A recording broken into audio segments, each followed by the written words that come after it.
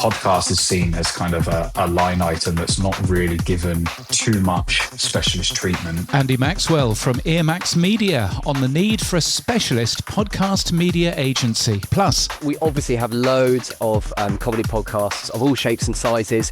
We bring them all onto the stage and you can see them live. Giles Gear from Cheerful Earful on the funniest podcast festival in the world. With James Cridland and Sam Sethi. This is the Pod News Weekly Review with Buzzsprout. Start podcasting, keep podcasting. James, what an interesting week you've had. Now, last week, let's set the scene, right? Yes.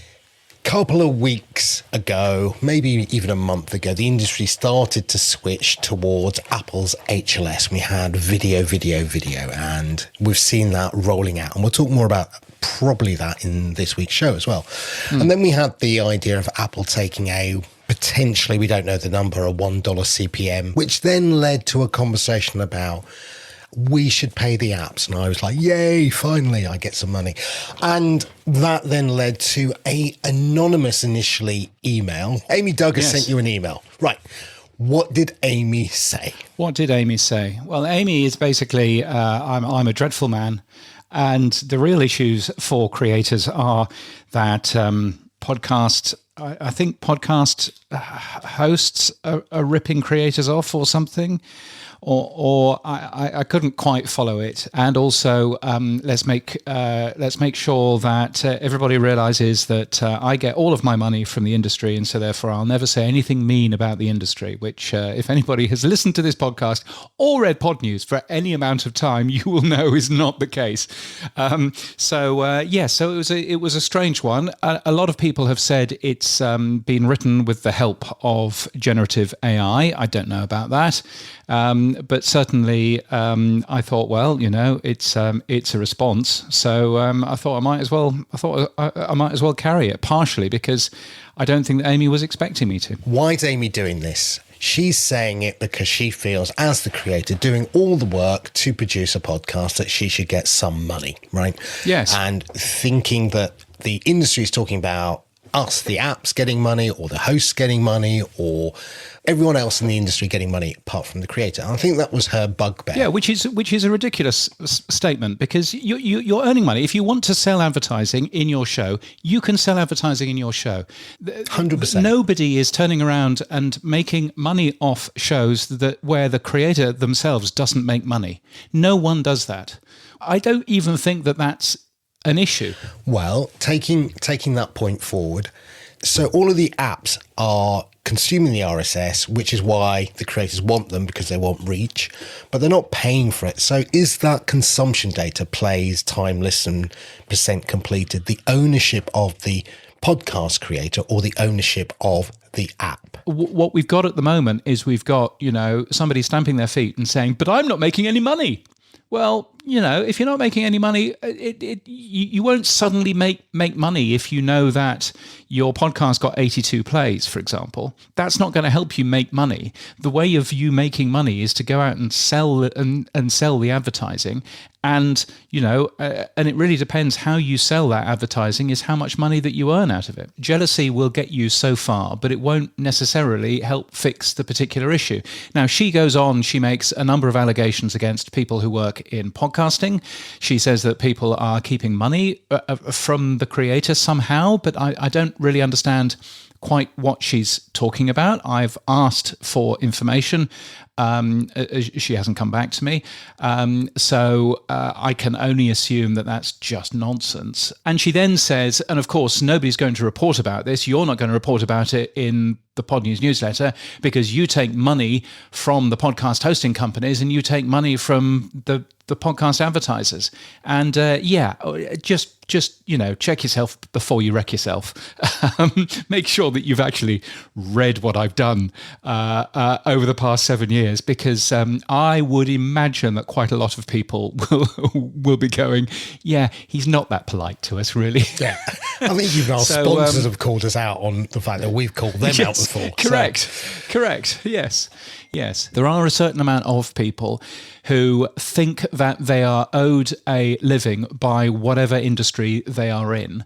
And the reality is, sorry, but you're not. But the reality is you need to kind of understand what your industry is before you jump up and down and, make a big hullabaloo about it. Amy Duggar, who I'm sure is not her real name, who has one of those email addresses on Gmail that ends with a number.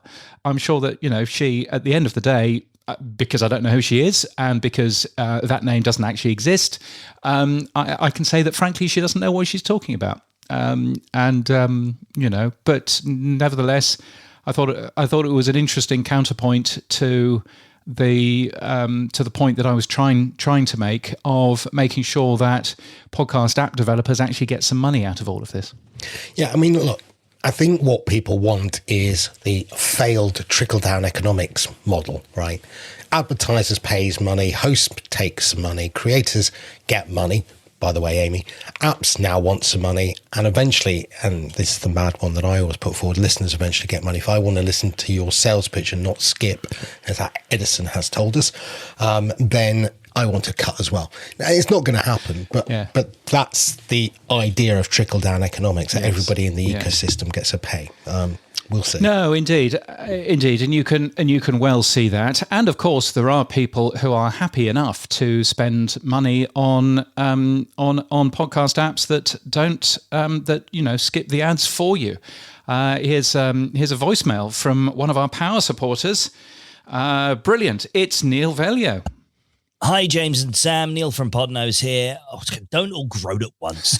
I enjoyed your chat last week with Dan Granger and his suggestion the industry's been frustrating its customers, and I think he's oversimplifying it.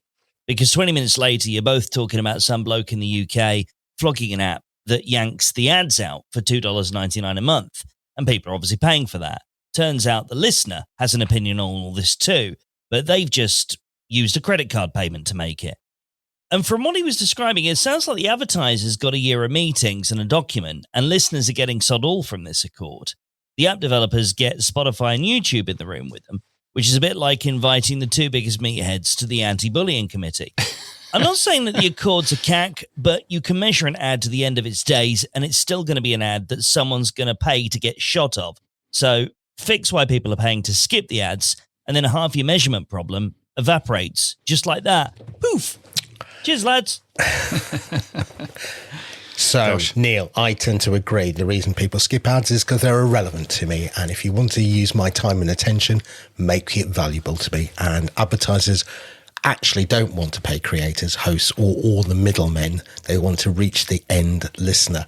But they haven't got a mechanism yet to pay the listener directly. But that's, I think, the end goal, in my opinion. If you want my time and attention to listen to your sales pitch, aka ad, pay me. Yes, well, good luck with that. Lots of feedback, though, from lots of people. I'll be retired before that happens, don't worry. It's from okay. Lots of people about the AMP Accords. Adopter Media saying that it is an excellent first step and suggesting that it's a workable start. There are a set of suggestions that Glenn Rubinstein makes from Adopter Media. There is a bit of a relationship there in that he's an advisor to Podscribe who helped with AMP. The most consequential outcome of the Accords would be YouTube, Spotify and Apple sharing granular consumption data, according to Right Side Up, who make a ton of interesting podcasts. And Stephen Goldstein from Amplify Media calls for the AMP Accords to be adopted faster. The download built podcasting, now it's holding it back. There was also some quite acerbic feedback from the folks at PodTrack, one of whom said the sun will rise in the west when Apple, Spotify, and YouTube share IP addresses and device IDs for every podcast listener. And I have to tell you, I think that's probably the case. I cannot see Apple signing up to any of these AMP Accords, possibly the play number. But the play number isn't the consumption data that the advertisers want, really. So with that, accepting that play number, I cannot see Apple sharing mobile ad IDs and especially, hashed email addresses and all that kind of stuff. And assuming that I'm right there, and assuming that Apple won't share that information, this whole thing is dead in the water. Whole thing is dead in the water. Okay. I would say I would agree with you with Spotify and YouTube. Why the hell would they take 100% of a closed market and open it up? They own the span network, they own the subscriber, they own the content, it's free hosting. No interest at all in this, apart from, we'll play with your game and do 30 seconds, but the rest of it, it's our locked wall. Same with YouTube, they're not going to open it up. Apple, though, I'm just going to put an argument forward that they might, because they have worked with the podcast industry for things like delegated delivery. They've worked with this new Apple API. They're doing the $1 CPM, if that's the number. I think there is a quid pro quo. We will give you more of this data for more of the money, right? Yeah. I think there is a possibility that they could play in the game because they don't want to be an advertiser themselves. They don't want to have the walled garden where they own it all. So I think Apple may be the one that will give consumption data back to hosts to aggregate into their dashboards, because they're playing well with the hosts right now. But the other two, not a chance in hell. Yeah, I mean, I can't even see Apple sharing information with hosts. They've had information for the last 5 years. They've not shared it back to the hosts yet. And also, Sam, and I know that, people from Apple listen to this show and we get very nice feedback, and they are all very nice people. But I'm afraid that Apple's analytics information is just bullshit. It's just nonsense. The average consumption, for example, of an episode of the Pod News Daily podcast, average consumption 182%, according to Apple Podcasts Connect, which means that the average listener listened to the whole show and then listened to almost all of the show again. The average listener, not just one of them, the average listener. Plus, 29 listeners, according to Apple's stats, 82 plays. It's a 4-minute show. 29 listeners, 82 plays. Explain to me in words that I will understand why 4 times the amount of plays to listeners, or 2.8 times, or whatever the figure is, and explain to me why people are listening to that show twice. I just don't believe it. Because it's words of wisdom, Yeah. They're just it's just nonsense. And unfortunately, if 40% of the market is based on these figures, which are just nonsense, and Apple have given no indication that they're going to fix them, then I don't really know where we're going. Now, if all of a sudden plays is 30 seconds per listener, per episode, which would be the right way of doing it, which, by the way, isn't the way that YouTube is doing it. But anyway, 30 seconds per listener per episode, that would be a really helpful number. But at the moment, Apple's number is just nonsense. It makes no sense whatsoever. As I say, all of the people that we know at Apple are lovely, and and I'm sure that they're not doing this, deliberately or anything else. But these numbers are also nonsense. And for the Ampercores to turn around and say, we really want 30 seconds, ideally 30 seconds per listener, because everybody using Apple Podcasts is logged in. So 30 seconds per listener per episode as a play. That would be a really helpful number. And that, my understanding is, would associate very well with where Spotify is, in terms of this. And that would be a really helpful figure. Of course, the downside of that is that the figure is going to go down. So, so all of a sudden, that's going to be an issue. But I can't imagine that anybody is trading on Apple's numbers, because they're bullshit. So, so there is that. So we've had this person on the show before, Losh Moodaley. Yes, that's right. She's written another really interesting post, James. Is video the future of podcasting? What did she say? Yeah, she has written some very clever stuff all around essentially, what is your own video threshold? How much additional money, because it costs additional money to do video, what is your video threshold? How much more money do you want to spend, and where are you going to get that money back? You know, I mean, some of the conversations in the Pod News Weekly Review Power Supporters WhatsApp are pretty clear that actually it's costing people much more to do video, and some people can't work out how to get the money back out of that. And so actually they're not doing video yet because the math doesn't work. And so this article, I would highly recommend you go and read it, podnews.net/articles. Losh Moodaley's written this wonderful thing all about the hidden economics of the price of visibility. When does it make sense to add video so that it starts funding itself?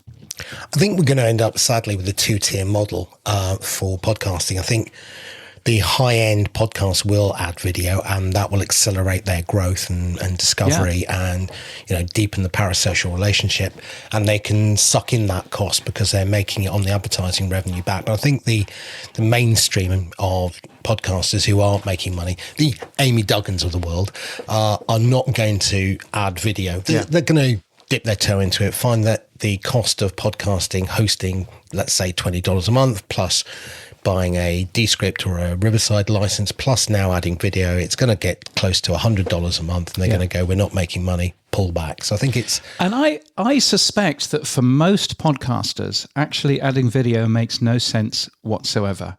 The reason why people are adding video isn't because people want video. The reason why people are adding video is because it gets you in front of a brand new audience on YouTube. That's it. That is the one thing. And I think this is the difficulty that Apple has to still convince us all, is to actually go back and say, okay, why should I be doing video? Because I'm not going to be earning more money out of doing video. It's going to be costing me an awful lot more.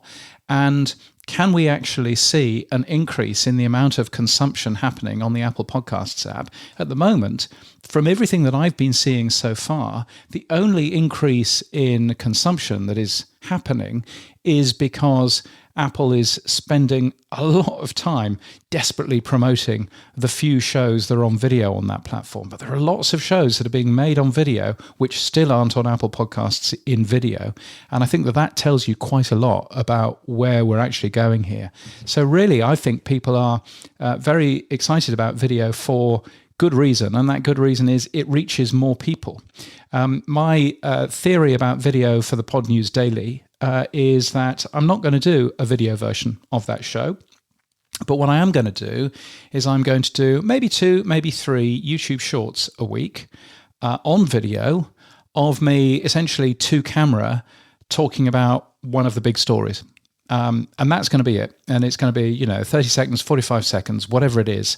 And that's going to be my plan there, because it doesn't work as a video.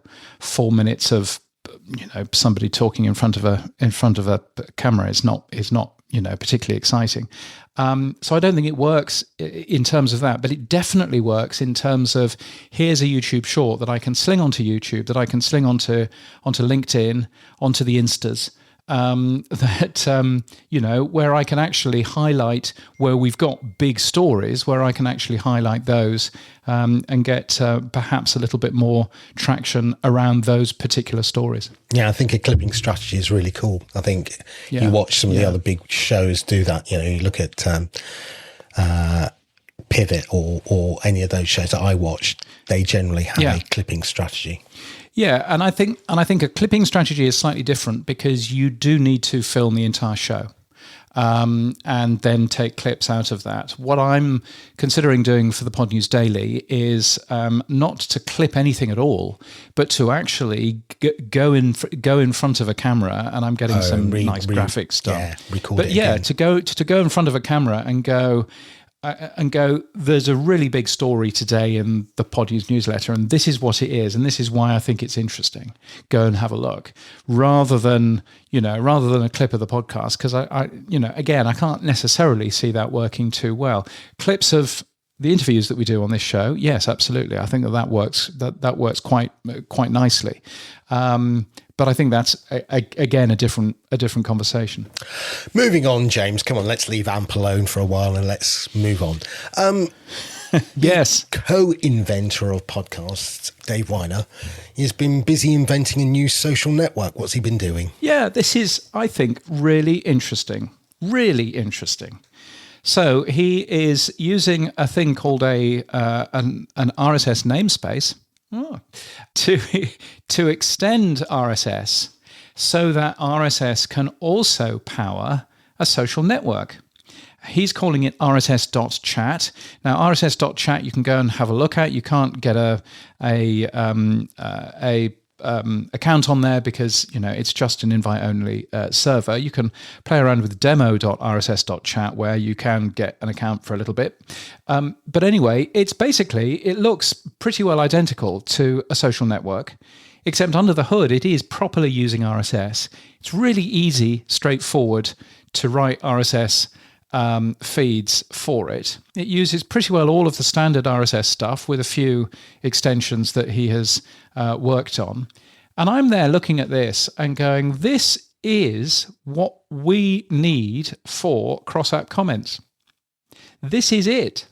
Because we have an entire RSS feed that has the base post of an episode. It's called the podcast RSS feed. That's what it is. And so being able to use comments correctly, it uses a bit of RSS, it uses some WebSockets, it uses a couple of other things in there as well, to be able to actually allow anyone to leave comments in there that are readable through RSS, I think is really interesting, really exciting. I had a look at this because obviously, you highlighted it. And so the way I look at it is right now, the social interact tag allows me as true fans to publish to using the activity pub to Mastodon and sites like that. I know Fountain published to Nostr. And so what you're saying here, I think, is that instead of using other protocols like the app protocol or the activity pub or Nostr, we're going back to native RSS. Now, that's cool. My only question is, do we need another social network? I mean, of course we don't need another social network, but we do know that there are many RSS readers out there already that would be able to read all of this stuff anyway. And so we start with an install base which is rather significant, albeit not entirely the full experience of this. But I just really like the idea of using RSS. I mean, if you remember, it is something that I actually put forward to use RSS feeds as comments anyway. But I really like the idea of using RSS as comments under the hood so that they all just work within podcast apps. And away you go. That's as decentralized as it could possibly be. Everybody's happy in terms of how the thing works. And I think we then, we can then move forward from there. The whole thing seems to make quite a lot of sense. Now, the difficulty is, so far as I can work out, Dave Weiner has vibe coded all of this. And Dave has seemingly vibe coded quite a lot of the software, but hasn't really documented how the system works quite yet. So I'm still trying to understand exactly how the thing works. But from what I can work out, it's a pretty simple, straightforward standard RSS with a few with a specific namespace, associated with it. And I think it might be just worthwhile. Podcasting 2.0, taking a look at it, because I think it sounds quite exciting. Well, I think the extensibility of the social interact tag means that, you can use it straight away without having to adapt the namespace further. So that's quite cool. I guess it's down to Dave now opening up the invites and letting people into his playground. That would be nice. Well, you can install your own. So you can install your own server. All of the stuff is there to enable you to end up doing that. Now, at the moment, that own server uses a chunk of Dave's own code And so I think what would be helpful is to actually understand what the spec is. And there doesn't appear to be, as I say, anything around what the specification is there.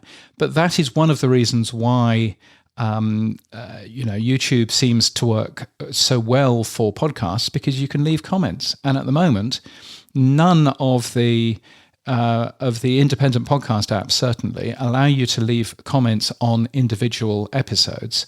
And those independent podcast apps are 36% of all downloads. It's a big, big, big number. So if we can get all of the indie podcast apps, forget YouTube, Spotify, and Apple, and just take a look at the indie podcast apps, that is a considerable amount of podcast consumption that we can all of a sudden turn cross-app comments on in a relatively easy, straightforward way. And all you have to do is to be able to write an RSS feed, which is not the world's most complicated thing, and shove it onto a static host somewhere.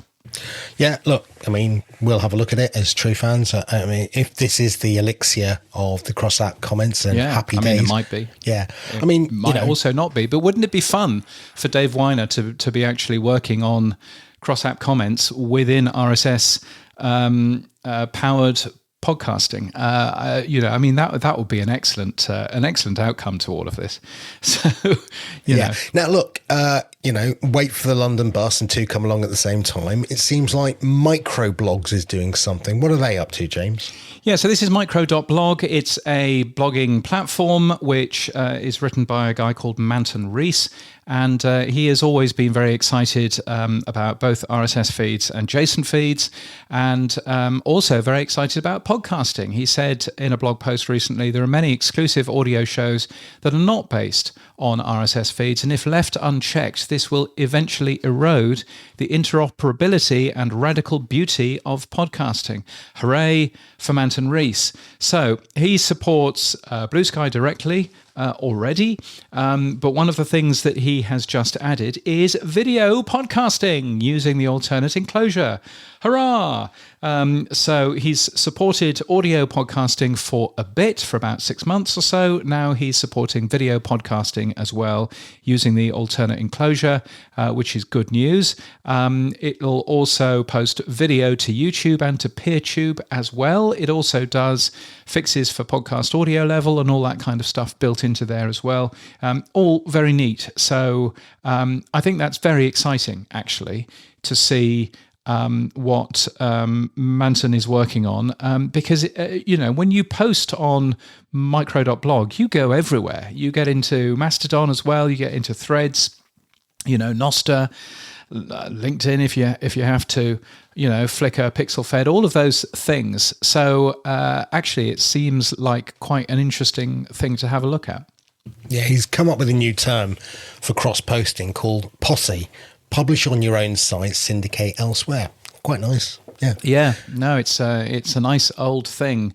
So yes. So and I should say the alternate enclosure, podcasting 2.0 that is, and podcasting 2.0 we've had a few big successes. One of them, of course, the transcript. The alternate enclosure is also a big success because guess who else is supporting it now?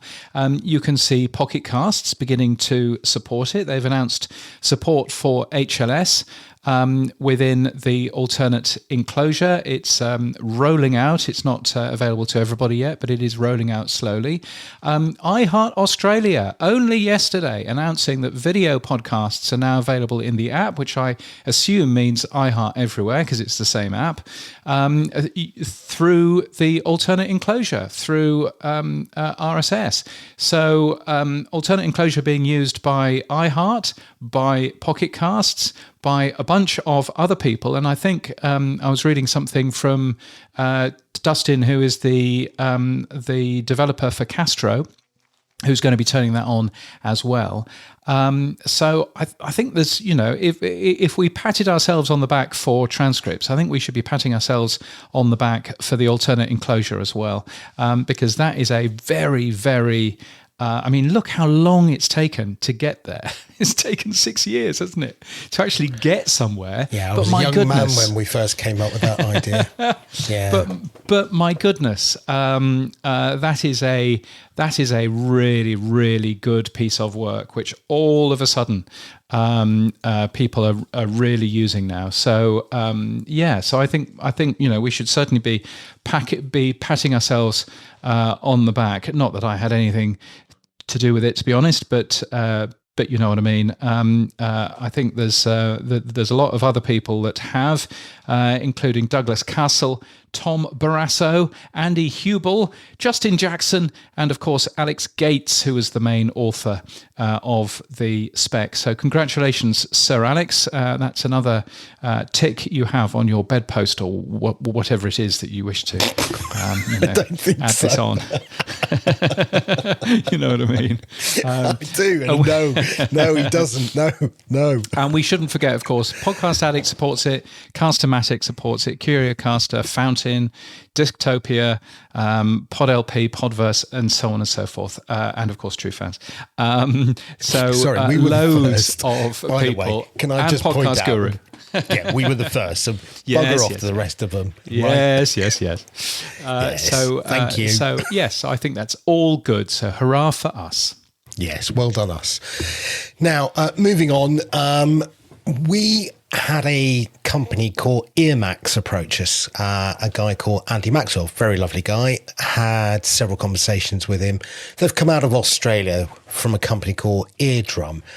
And Andy and I were chatting away about what they're doing, and they're very specifically focused on the podcast market. You'll be very happy to know, James, that they agree with you that media companies are putting podcasting in the other box underneath the spreadsheet, and basically the podcast industry therefore can't measure the extent of its value. And EarMax is very specifically focused on what is a podcast and measuring for their clients that, and not getting it mixed up with TV and radio and other things.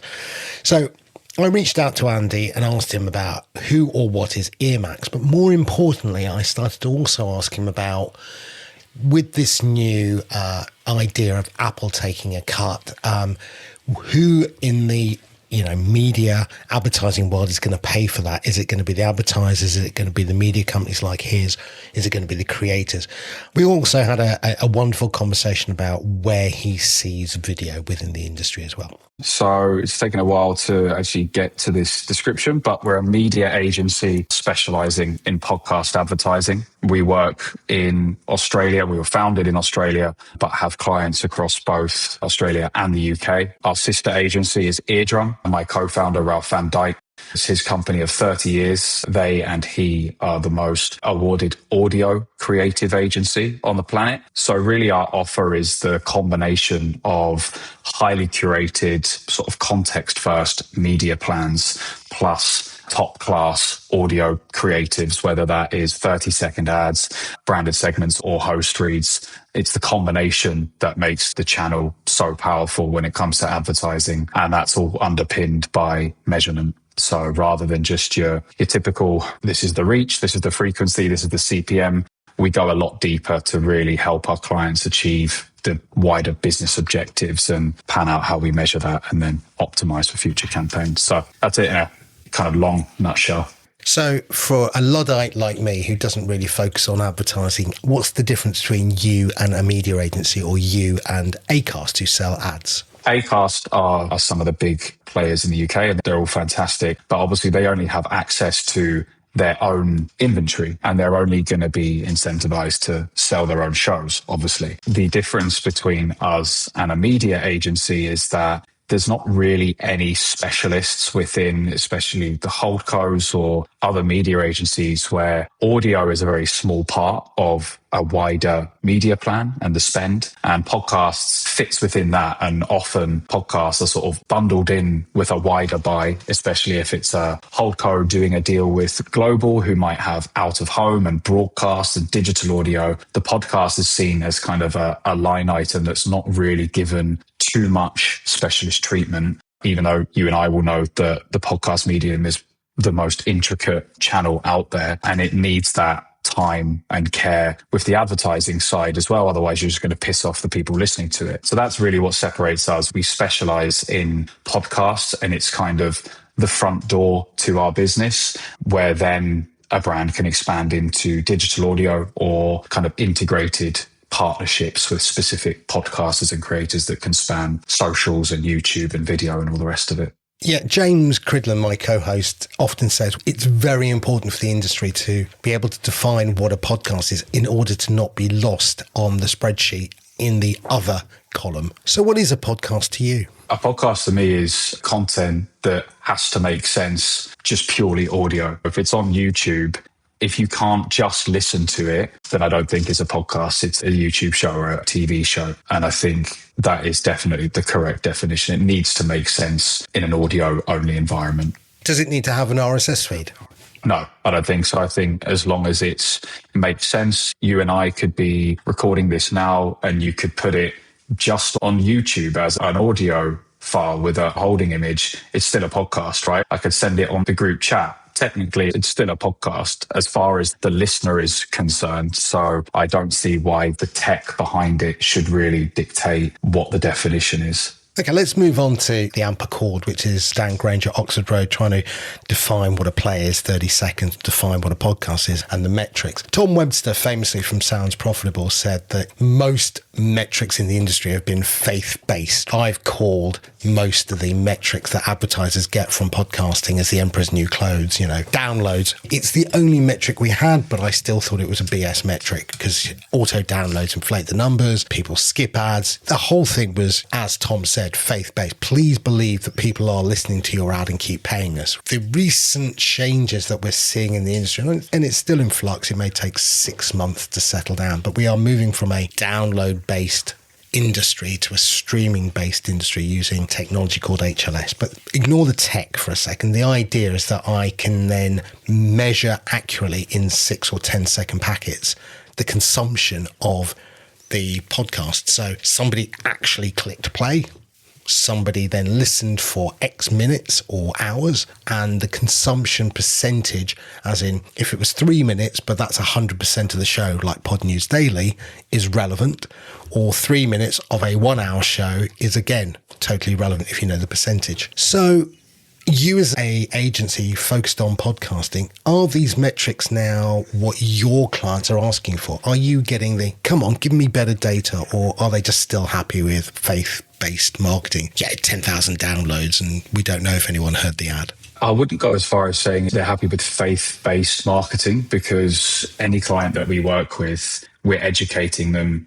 in depth on how this all works. So, the download, as you said, it's not perfect, but it's been the best thing that we've had over the last few years. I think everyone working in podcasting for the last, let's say, 5 years, we all want the most specific, relevant data. And in an ideal world, yes, of course, we would have those kind of meta level metrics where we can say this has been played for X time and this ad has definitely been heard. But because of the fragmentation of the industry, it's just not possible. And I think with AMP, again, of course, we all want what this is pushing for, but it relies on Apple, Spotify and YouTube/Google coming together to share the information from their players, which ultimately this could have been done 3 years ago. So I think it's a good thing that AMP is now more visible in the industry, and possibly like the whole PR behind it might cause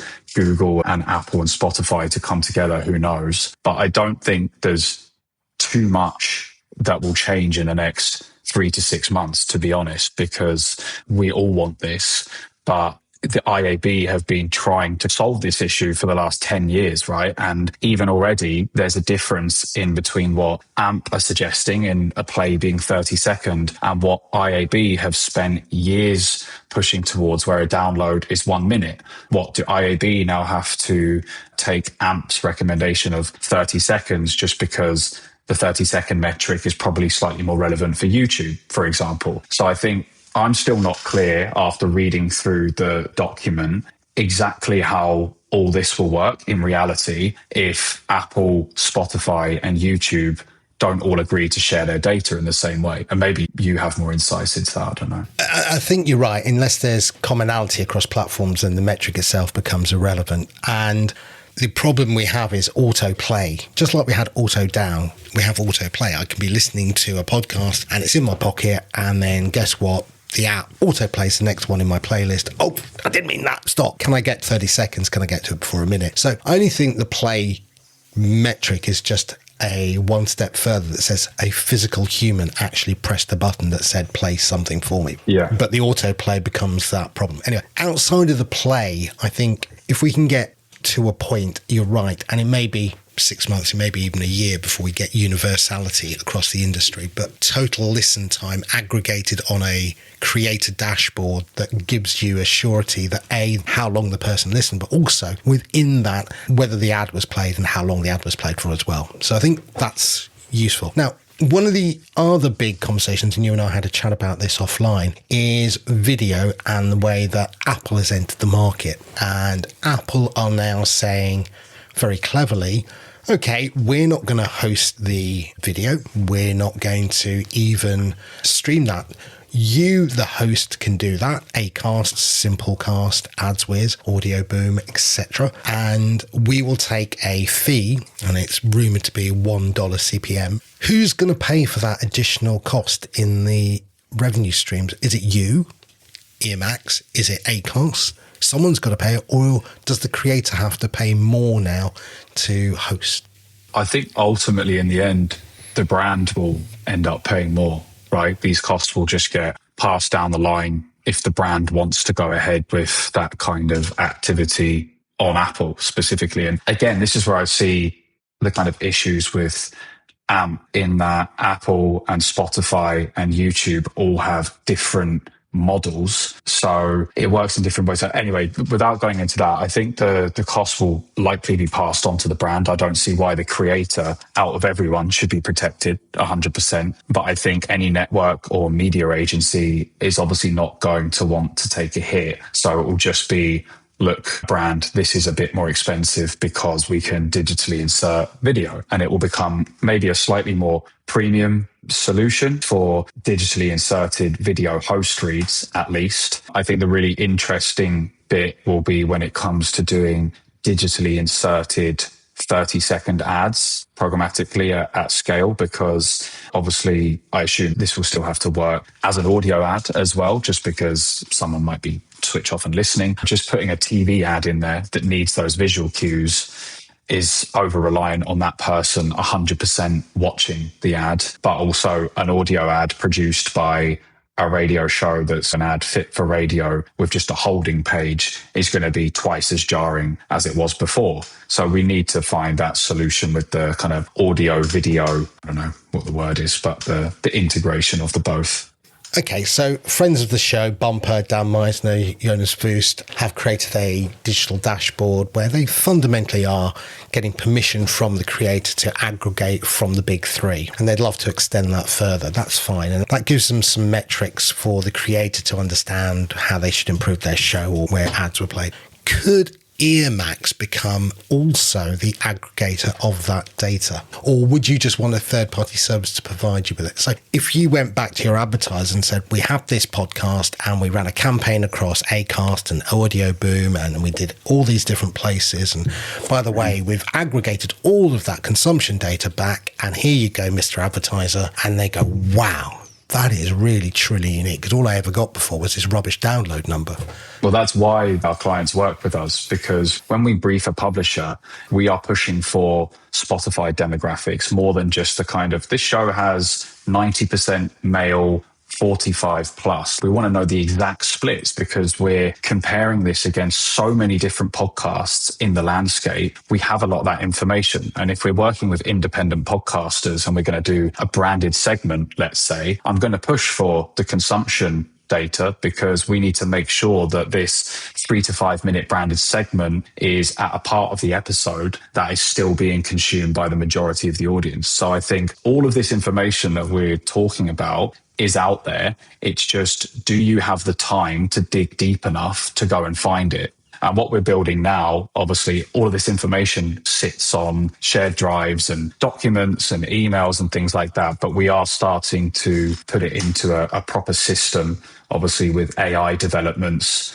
it's going to get better, and with our recommendations. So whilst we wouldn't be necessarily yet anyway becoming that aggregator and trying to sell it on behalf of the podcaster, it is something that our clients have access to, and that helps our decision making in terms of what we recommend, but actually having proper rationale for why we're recommending it to a brand on a case by case basis, depending on the audience, depending on what they want from that campaign. And this is what we've been doing for almost 3 years now. It's just easier to systemize and use AI to start to help us really sift through it at speed. So your client fundamentally is the advertiser of the brand, right? Your client isn't the podcaster. You're placing it within multiple platforms. I think one of the things we talked about yesterday that makes EarMax unique is that, yes, Acast can use their own inventory, but you can go across multiple platforms for inventory placement. But are you getting back from the likes of Acast and the Audio Booms and the AdsWiz of the world all the consumption data that you want? And are they getting it from the platforms? So typically, if we were to brief an Acast, they're not going to give us consumption data per episode and per podcast. Maybe on special occasions, if the budget was big enough and it was a huge podcast, they might. I haven't actually got that far into it yet. And I think that this is definitely something that we could start requesting. And ultimately, they can ask the podcaster, can you share your consumption data? Or if they own the podcast, like, for example, in Australia, or let's say the UK, you've got Bauer and Global who have their kind of original shows. And so they own the podcast, and therefore they own the back end data, or they have access to that. They can share that. There's no reason they couldn't. It's just whether they would want to. If the consumption rates are all 100%, I'm pretty sure they would share it. And potentially this is something that as EarMax, we can start to drill down into and say, look, this is a great podcast because it's got that. And I think you mentioned Bumper, the other side of their business, where yes, they help podcasters, but they also can help advertisers with this rating score of a podcast of, yes, it's actually being listened to. Yes, the downloads are legit. And yes, the consumption rates are 90%. So we could start to look more depth into that, but it would be mainly for a long-term sponsorship of a show, or where there's branded segments and a higher CPM. I think that would be where it's justified. Andy, we could probably go into this. We're not going to fix the world today, but welcome to the UK, EarMax. Tell people where they can go and find out more about what you guys are doing. Yeah, so just on our website, earmaxmedia.com, or hit me up on LinkedIn. Congratulations. Thanks, Andy. Speak to you soon. Thanks, Sam. The Pod News Weekly Review with Buzzsprout. Start podcasting, keep podcasting. Right, let's go around the world, and starting in the UK, well, UK stroke US, weird stuff is going on at the Diary of a CEO, Sam. So the first thing is Thomas Seyfried, who is this weird sort of quack who is talking about chemotherapy and radiotherapy being nonsense and not working as a cure for cancer and all of this. And apparently the real way to beat cancer is a ketogenic diet. It's utter nonsense, of course, and if you follow that without real medical advice, then that could actually kill you. So quite why Stephen Bartlett is giving this guy another round, I really don't know. The last time that he was on in December 2024, the BBC ran an investigation onto what Thomas Seyfried was actually saying, and ended up being pretty unequivocal and saying, you know, this is just bad advice. And there Stephen Bartlett is again giving another role to all of this. Now, he would claim, oh, well, we're doing on-screen fact-checking, and he's just posted about that all over again. That on-screen fact-checking is on-screen, so it means that anybody listening to the audio doesn't end up hearing any of that fact-checking. Secondly, there is supposed to be a link with more information about the independent fact check, which is, shall we say, slightly heavy on the AI. And that link doesn't appear at all in the audio version, does appear in the YouTube version, but it's been badly copied and pasted, so it doesn't actually work. I've got a question into the PR company at Diary of a CEO to find out what is going on. So you've got all of that stuff going on, but also, Sam, loads of people leaving the company. Yeah. I mean, look, it's hard to tell, right? I think they are trying to do the Joe Rogan thing, which is it clickbait? Is it put stuff out? People talk about you because it's bad or it's good. It's all PR, good PR. I don't know. Well, until we hear from somebody of why they've actually left, and they're probably not going to be able to because they've probably got golden handcuffs while they're leaving out the door, or good leaver responsibilities. So it does worry me that somebody with such influence or reach, I should say, can still foster such negative information. And the question comes back to it: when will government or industry do something to stop this? Because that's fundamental. If there is no rules and he's not breaking rules, then he will continue to do this because it will generate clicks. Yeah, I mean, I don't want to make Adam Curry's head explode by asking for the government to step in, but certainly just be a little bit more aware of yourself than inviting somebody whose claims have already been very thoroughly debunked to get somebody in again for another go. And, by the way, to get him to promote his organisation, Thomas C. Fried's organisation, so that you give money to this guy seems utterly irresponsible. So I think that is very bizarre. The other thing just to sort of bear in mind is that all of the people who have left Diary of a CEO appear to be leaving Diary of a CEO with nothing to go to. So Anthony Smith, who was their director of trailers, saying that he was excited and nervous about what's to come as I figure out the next steps. Grace Miller, who was their head of failure and experimentation, I don't know what the future holds. Jack Sylvester, of course, leaving earlier this month. I don't know what's next, but I'm more fired up than ever. And Jem... Rather than fired. And Jem Erith, the executive producer of the Diary of a CEO, she left the company 3 months ago as well. She's just done the Inca Trail. That's nice. And she's the fourth key staffer to have departed the company in recent months, and her Substack is pretty clear that she has nothing to go to either. That should be ringing some bells somewhere. I can understand that the company is changing. The company is getting much, much bigger. I can understand that Bartlett has moved to Los Angeles, and so perhaps there is a different conversation there in terms of, well, I don't want to move to LA as well. And so perhaps there's a little bit of that going on. But for all of these people to be leaving without anywhere to go seems just a little bit weird. Stephen Bartlett reckons that his company has 150 employees, forecasting 500 plus hires across the UK and US in coming years. In coming years? What do you mean by that? In coming years. But anyway, so I think just a watching brief in terms of Diary of a CEO. It's not just me who's noticed this. There's quite a few people who have spotted this and just wondering what exactly is going on. Stephen Bartlett, of course, has just got a new job as being in Shark Tank in the US. So he's in the equivalent of Shark Tank in the UK, Dragon's Den, and he'll now be in Shark Tank in the US as well, which is going to be very interesting, but also going to sap up quite a lot of his time, one would assume. Also in the UK, this is some really interesting research. Ofcom, which is the UK media regulator, has released a big bunch of research on the UK's media habits, lots of data on podcast listening in there. The word is mentioned 135 times in the report, so you can guess that there's probably quite a lot about that. One of the things that I found interesting, yes, YouTube, most used platform for any audio content, it says, only 45% of British people think that there are too many adverts in the podcasts they listen to. It's probably because quite a lot of the podcasts they listen to don't have any adverts in them at all. because they're run by the BBC and the BBC has no adverts. But there we are.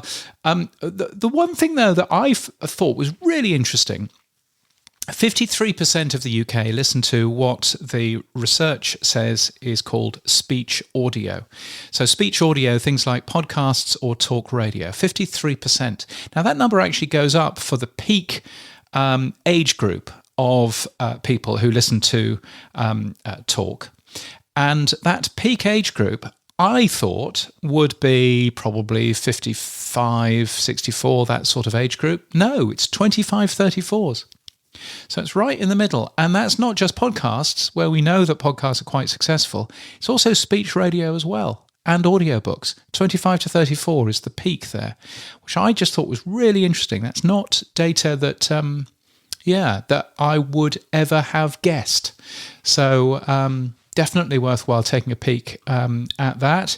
Sam's taxes have paid for it, so you should go and take a look. Ofcom.org.uk. Well, you say that, but the research came out this week. Netflix is now the number one choice for British viewers, more than the BBC. Yes, ever so slightly is the figure. Yes, but it's slightly enough. But I think it's 20, just on the Ofcom. 26% of people, and this is still the Ofcom information. 26% of people say that they turn to Netflix first if they want to find something to watch, and the BBC second, which is quite fascinating, isn't it? Talking of Ofcom and talking about regulation, we were a few minutes ago. Both of us come from a radio background, and we have to comply with Ofcom regulations for radio. So no swearing, and related to declaring certain things, and et cetera, right? Should Ofcom take podcasting under its wing? Oh, no. Nobody wants that. Nobody wants that. Okay, I was just asking for a friend. I mean, interestingly, there is one country that is taking it under their wing, and that's the Central American country of Belize, which is planning to require podcasters and YouTubers to get a broadcasting license. If you don't get a license, then you will be fined $25,000 if you don't have one. But here's the rub, right? If you're a podcast host, you can be fined as well. If you are a sponsor of a podcast, you can be fined as well. So, wow. Are they trying to kill podcasting there or something? Yes, quite possibly, because I'm sure that the podcast, some of the podcasts there have said something mean about the Belize government. But you can go and take a look at that new law, if you like, on the BBA's website, which is the Belize Broadcasting Authority, and you can comment on it till August 24th. They'll probably ignore. Podcast events on the Pod News Weekly Review. Firstly, the podcast show in London has just made more sessions on demand. So you can go and have a listen to the entire output of the studio stage. Was that one that we were on? I can't remember. Yeah, we were. Yes. Oh, right. Heavens. Well, you'll be able to hear the version of that pre the edit. So that'll be entertaining. You can find a link in your email for that as well. Of course, Podcast Movement in New York City is happening in early September, and I will be there. Sam won't be. He's got some ludicrous excuse of some birthday or something. But anyway, I will be there. I will be there all week. Blame my parents. It wasn't my fault. and I will be there all week. So I will be looking for people to share a burger and a pint with. So do get in touch. But something going on right throughout October. And this is exciting. It's the world's funniest podcast festival. It's coming back. It's a festival called Cheerful Earful, and it's in London, Brighton, Edinburgh, Melbourne, Dublin, and New York, and possibly even Belfast as well. It's got the largest lineup in the festival's history. I thought I would find out a little bit more, and so I spoke to the organizer. So my name is Giles, and I am the founder, which is a very grand word for just the person who set up Cheerful Earful Podcast Festival and our spin-off, which are the Golden Lobes Awards. Yes, indeed. So the Cheerful Earful podcast festival is all about comedy, isn't it? Well, I'm going to stop you right there, James Quidland. We actually say it's a festival of funny podcasts. Oh, I'm sorry. No, I don't want to be controversial already, but yeah, it is. We obviously have loads of comedy podcasts of all shapes and sizes, but we say we're the world's funniest podcast festival, a festival of funny podcasts. And what that means is we have sports podcasts, politics ones, sort of any genre that sort of raises a smile or a guffaw on public transport. We bring them all onto the stage and you can see them live. So when Joe Marler was doing his previous podcast with Crowd Network, that's technically a sports podcast, but was very, very funny because Joe Marler is a funny guy. So we had him as one of our headliners a few years ago. So it is, we do have obviously comedians popping up big and small in your Brett Goldsteins and James Acasters, but we keep it broad enough to try and make it financially sustainable. So yeah, we like to say the world's funniest podcast festival. Absolutely. So you started life, not you personally, but Cheerful Earful started life half a decade ago, which is a very fancy way of saying 5 years ago, as a 4-day festival inside a couple of pubs. Yeah. What is Cheerful Earful this year? This year, we still have that pub energy, and I think that's our bread and butter and really important. Particularly in London, we have a weekend of headliners at the Clapham Grand, so that goes to 700 seats. But I'd say our soul and our bread and butter are those sort of pub energy 100, 150 seaters. This year, I believe, I might be wrong, we've got 8-9 days in London. We have 3-4 days in Melbourne. We have 3 days in New York City. We very excitingly have the Ear Canal, which is a name that multiple people have said don't call it that, but we have shows in Brighton, Comedia, and Monkey Barrel in Edinburgh as well, which we're calling the Ear Canal, just to increase accessibility, so not everything has to be in London. And then also, since I sent you the press release, James, we've had good old Dublin will be happening as well. That's been confirmed as well. I mean, for us, particularly this year, again, half a decade ago, aka 5 years, it's a bit of a purple circus tent, Cheerful Earful, that we sort of plonk on top of venues for a day or two, both in the UK and internationally, and bring that cheerful spirit and try and bring people's favourite funny podcasts and creators all to one place, so they don't have to travel too far to see them. And I think particularly this year, we're just getting going with how that works. It's been Dublin, and then hopefully Belfast will be confirmed as well. It's just happened fairly last minute in events land, and it's just really exciting, that community. If anything, it's the Dublin-based comedians and podcasters going, we'll help you, we'll help make this happen. We want Cheerful over here kind of thing. So I think it's a really lovely, we're global, yes, but this grassroots community spirit that has grown up organically is, I think, what makes it really special. So more than 100 live shows, and I'm guessing it's even more than that now with the addition of Dublin and potentially Belfast as well. That's a lot of people. Who are some of the people who we can go and watch? And this is live shows basically getting recorded, right? All live shows that get recorded. Some literally just do their live show, their format, but some use the opportunity to, like bigger shows might do a Patreon only show or some sort of special Q&A or a different format. So what we do is we say, look, we're sorting all of the logistics, all of the faff, all of that headache. You turn up on the stage and just do your thing. And I think I'll read out some big names because big names are always good things to do. But the beauty of it is that we do have household names, indie juggernauts, and these sort of first time performers. They all share the bill and they all get the same ticket split, the same love. It's not about just doing the big names, particularly because they have their own live show strategy anyway. So like, what's the point? But there's some of our headliners this year. We've got Bud Pod coming back, and we've got the Socially Distanced Sports Bar with your Ellis Jameses. We've got the Horn section with Alex Horn et al. As well.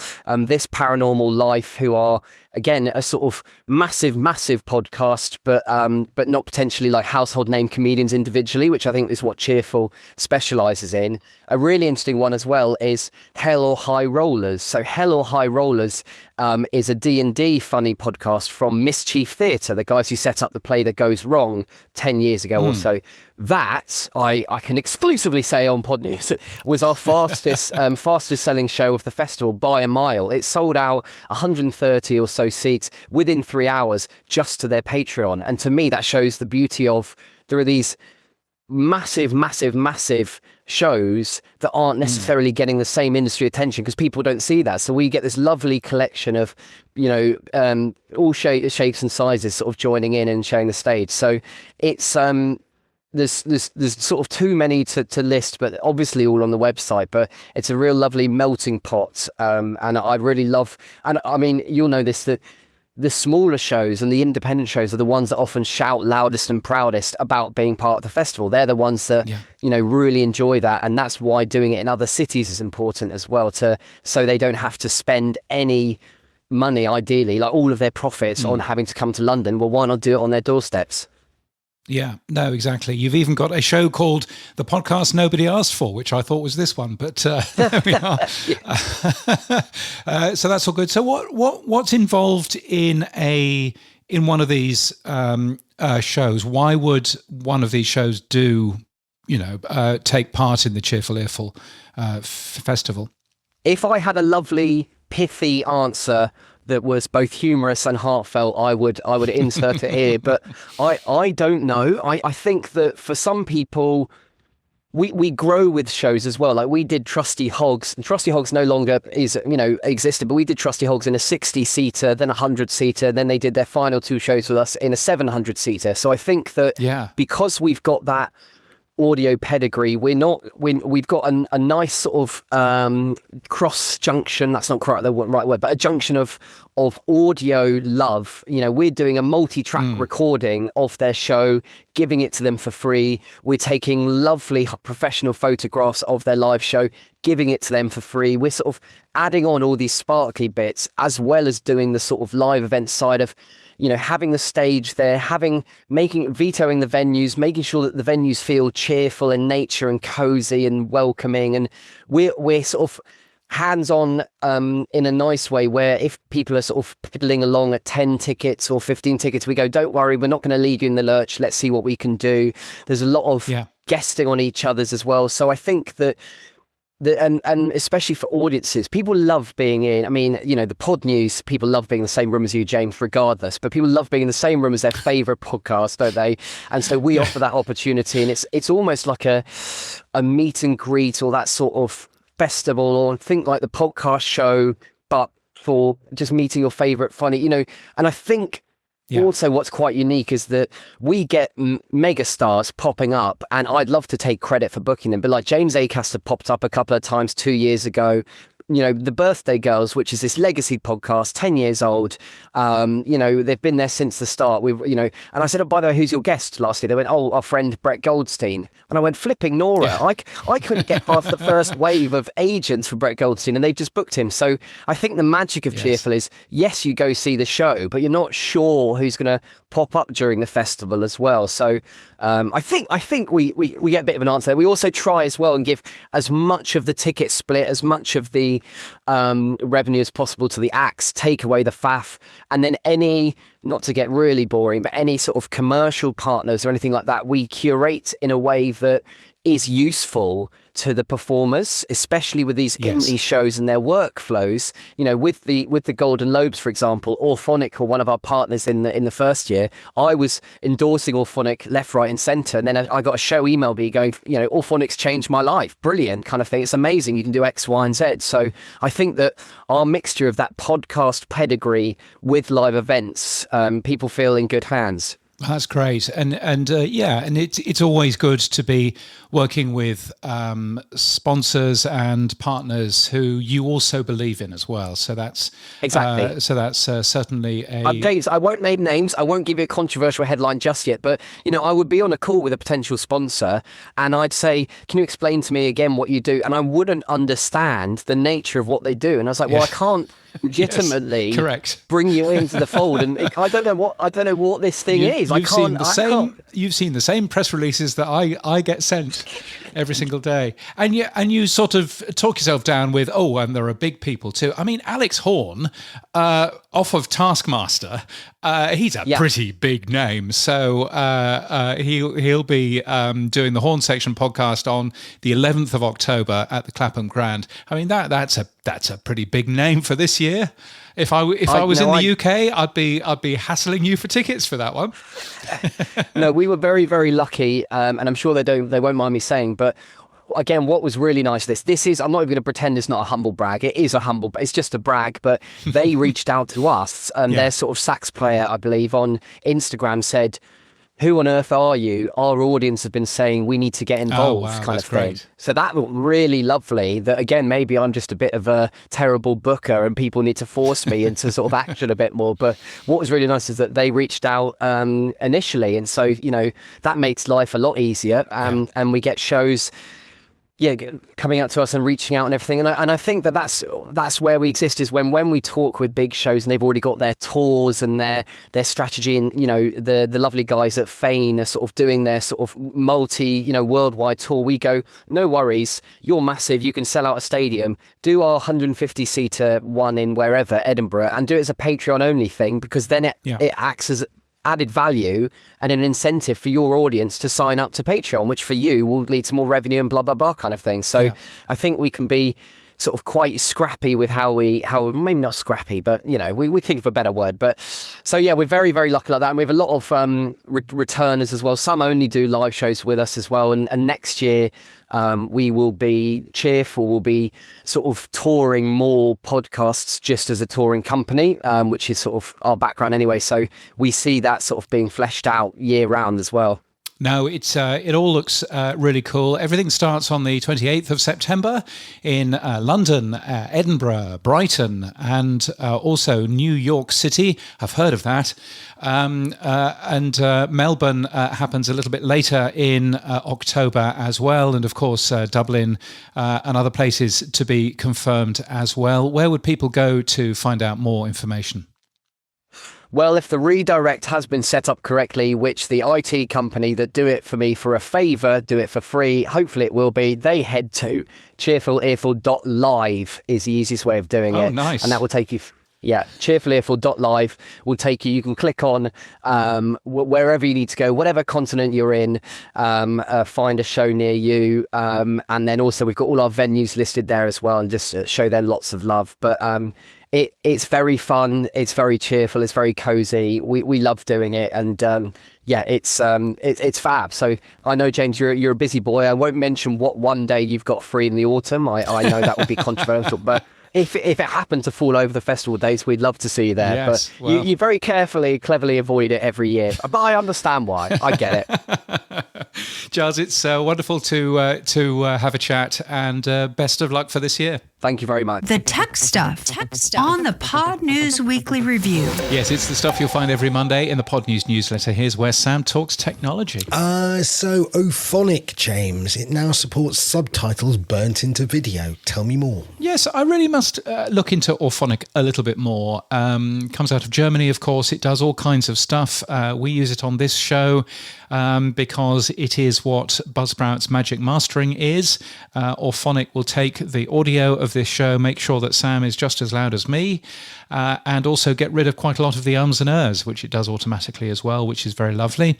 It will do video as well if you want to go to the Ophonic website directly.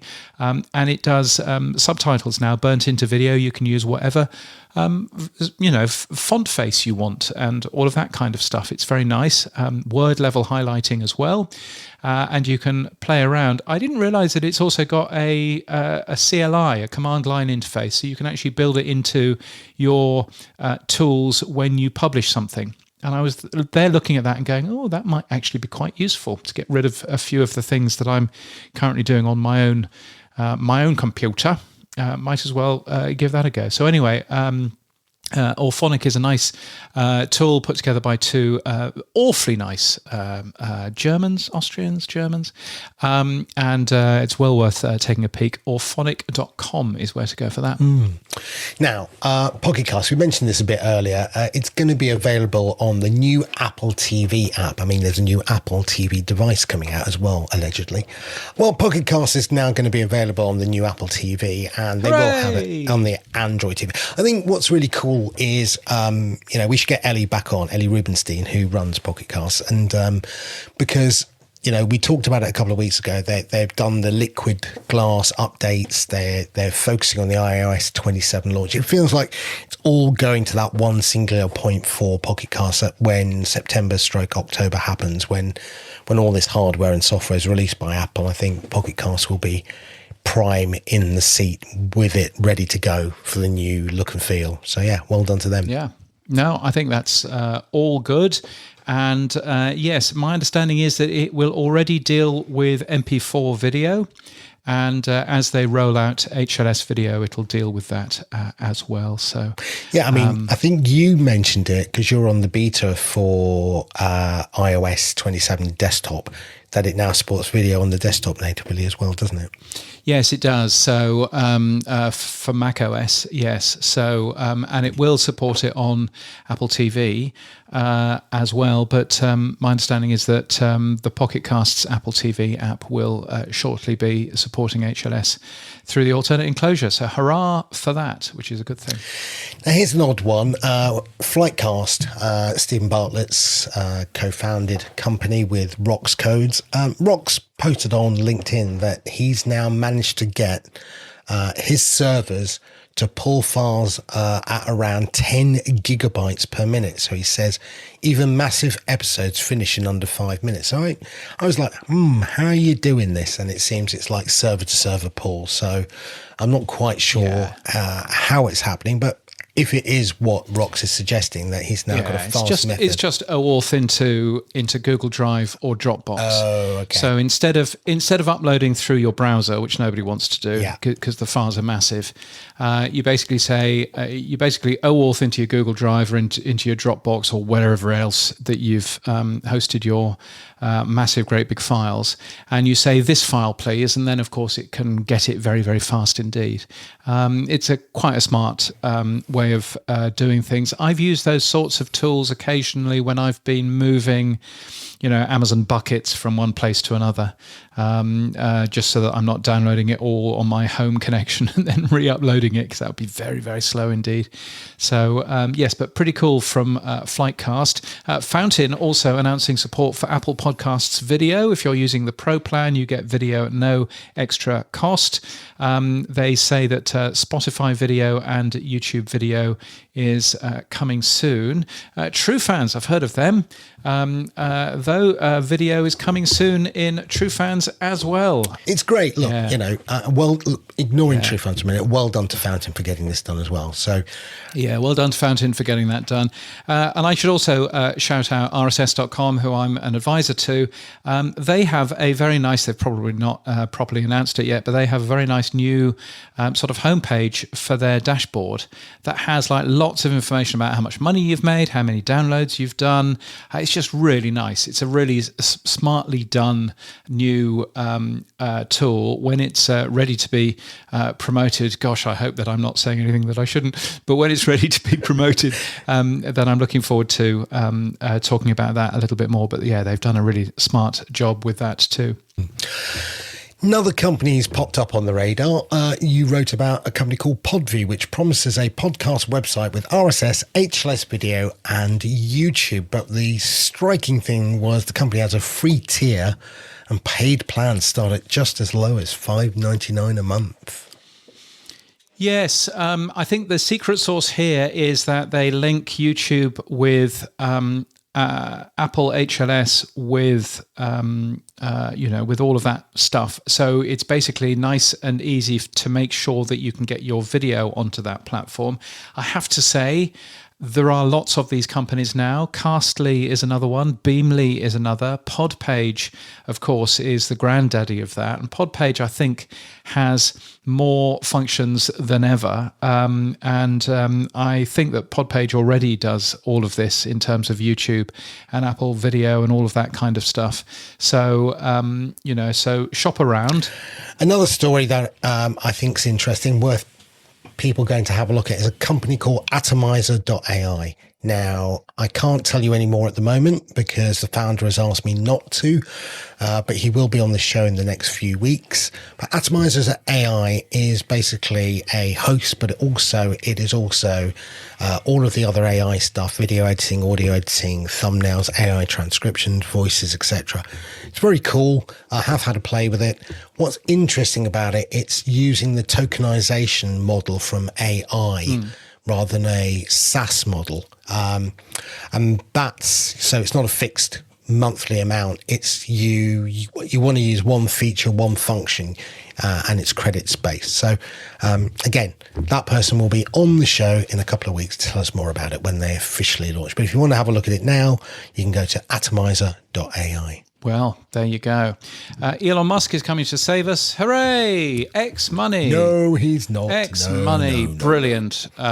Rolling out to US Premium and Premium Plus subscribers. What's a Premium Plus subscriber? Do you have to be more of a Nazi to get that? Or how does that bit work? You have to have a tattoo. Yeah. Yeah. So, no, I don't know. What is X money? Do we know anything about X money at all? It's taking on Revolut and all of the online digital accounts. It's nothing to do with micropayments. So is it a Visa? I can get a Visa card through X money, or that sort of stuff. It's basically an online account where you will be able to use it, and he's just trying to get into that money area. It's a load of baloney. Yes. It's PayPal redone, basically. There you go. The immigrant who hates immigrants strikes again. But he's suing The Economist for asking the awkward questions now. Yes, isn't he just? Fan mail and voicemail. Our favorite time of the week. It's the Pod News Weekly Review inbox. Yeah, so many different ways to get in touch with us. The voicemail is the one that we like the most. You can use the link in our show notes. You can use email too. And if you're a power supporter, then you get access to our super secret WhatsApp group where you can talk to other power supporters about what's going on in the world. You can become a power supporter at weekly.podnews.net. Some nice comments coming in. Martin Lindeskog, thank you, Martin, for sending us a very nice boost. Hooray! One of the only people still using boosts. That's very kind of you. I will continue to stream Satoshis for your podcast. An episode for 90 minutes will add up to about 5 or 6 SEK, which is about 50p. Or 50 cents. I stream 10 sats per minute. Martin, thank you so much. He then says, what should we call it? Donating, giving back, sponsoring, tipping, etc. Oh, there's a long piece of history about what you should be calling it, but definitely not tipping. I'm going the other way, mate. If you can't beat them, name them. Yeah. A tip is a small amount of money. That's always the issue, but anyway, and he also talks about chicken wings, Sam. Oh yes, my chicken wings pub crawl. Yes, I'll send you the list, Martin. No worries. I mean, yeah. Just accept that your stomach won't recover for 2 days, but other than that, you're fine. Yes. And that nice Seth Goldstein, great insights and interviews. Thank you so much, Seth. And thank you for sending through the amount that you sent through. I can only see £2.22 over here. But whatever it is that you sent through in terms of sats and things, that's very kind. Yeah, we localise, obviously, to it's my account, so we localised it. Yeah. Yes, no, indeed. So what has happened for you this week, Sam? I went to see Bruno Mars' final night at Wembley. I'm terribly sorry. No, how was it? It was great. I mean, look, look at your T-shirt. Yes, exactly. Yes. You went in a podcasting 2.0 T-shirt. Exactly. To Bruno Mars. Wow, there you go. And nobody knew what it was. Yes. No, there you go. No, it was great. And it was lovely because it was my daughter who bought me the tickets. And so, that's part of my start of my 60th birthday journey, although I'm not 60 for another month. But yes, so that was part of it. So very happy. Excellent. Well, there you go. And I just wanted to highlight something. Mike Dell from Blueberry's written a lovely post about 21 years of podcasting, the things I don't want us to lose. And I highly recommend people go and have a read of that. So yes, Mike's a great guy, definitely. and I just thought it'd be good to highlight that for him. Yes, it is. It is definitely a thing. So yes. James, moving on, have you been sacked? Have I been sacked? I mean, what's going on? Yes. So I got an email that was apparently from HR and admin of Pod News. It said, "Dear gentlemen," which I thought that probably that's a flag already. Please find below the link to the current month's employee performance appraisals for August 2026. And there's a link that looks as if it's at staff.podnews.net, which it's not. And then it says, all names highlighted in red indicate employees who are due for termination. Your prompt attention to this matter is highly appreciated. The amount of phishing and stuff like this that I get is astonishing. But I tell you what, I think I would know if Pod News, firstly, had any employees, but also, secondly, had an HR department. Right. So what I do love about it, though, is that I posted this email that I got onto LinkedIn, and my HR person from 20 years ago has replied and said, "It's not me." Thank you, Caroline. That's very funny. So I enjoyed I'll check that. my junk mail as well, just to see if you'd sack me. Yeah, so I enjoyed that very much. I have made a mistaken change to the Pod News website this week. Now that AVIF, which is a very good image format, much smaller than JPEGs or PNGs, now that AVIF is a thing and is widely baseline supported, or whatever the phrase is. I've been switching quite a lot of the images over to AVIF, which sounds very sensible, but unfortunately means that my image server keeps on crashing. So I can't work out why, but there seems to be some kind of memory leak on it. And so for the last 6 months, it's been resetting itself every day. Just to make sure that the memory leak goes away. Now it's resetting itself every half hour. just so that I can keep the thing running. So that was a mistake. But anyway, hopefully all of that will go away fairly shortly once the cache has been rebuilt. So that's been interesting. The other thing, Sam, you know, on a website you have .wellknown, and yes. you put certain things in there. There is a .wellknown/security.txt, which quite a lot of people would recommend that you do, which is basically, if you find a security hole on this website, here is who to contact. Here's whether or not you run a bounty program or whatever it is. And so I put one of those onto the Pod News website about 6 months ago. And I've had a few people kicking the tires of the Pod News code base and seeing if they can break into it, basically. Thankfully, nobody has. A few people have found a few weird and wonderful things that they are convinced are bugs, and I'm convinced aren't. So that's been entertaining. But it's been you know, I've had a few people who I've sent $10 US to because they've found something that you know, like, for example, if you typed in www.podnews.net, it didn't properly forward, and it should have done.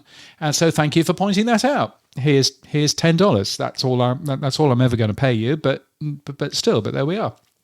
Anyway, I had somebody who spotted something not on the main Pod News website, but on the email server that sends out all of the emails. And I've looked at that and I've thought, okay, well, what's going on there? And it turns out that they did find something that could have been quite spicy, and could theoretically have allowed anybody to download the source code of that web server. Ouch. Yes, ouch. Now, in fact, in this particular case, it didn't, but it could have done on some other websites. And in any case, the only thing that you could have learnt from the source code is the password for the database, which sounds scary, but the database is very carefully IP locked. So unless you actually had access, you know, through that IP address, then that would be a thing. So, but even so, that was quite helpful. So hurrah for them. They've got slightly more than $10, but not that much more. So that was quite interesting. So I would recommend you sticking a security.txt into your well-knowns, because I thought that was a smart thing. Yes, and with Claude 5, everyone's going to go and do their... What's that feature that they've been very careful not to release, but they're now going to release, where it'll do an analysis of your whole website for you? Yes, exactly. And I'm sure that a lot of these are now just AI tools. Yes, I've had a number of people contacting me saying, "Oh, you're not doing this, and you should be, and this is a high vulnerability." No, it's not a high vulnerability, And so it's just like basically arguing the toss with these people, but also making sure that you don't take the mick too much. So that's been quite an interesting thing.